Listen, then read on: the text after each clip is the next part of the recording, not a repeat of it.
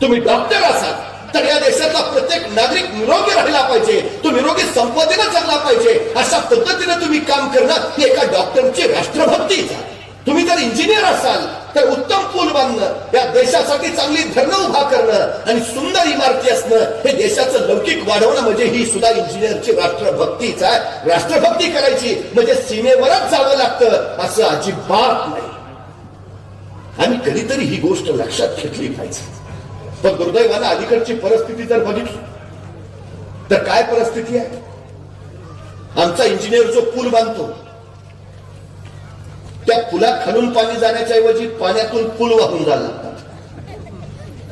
आमचा doctor kidnap होणारा ठरतो.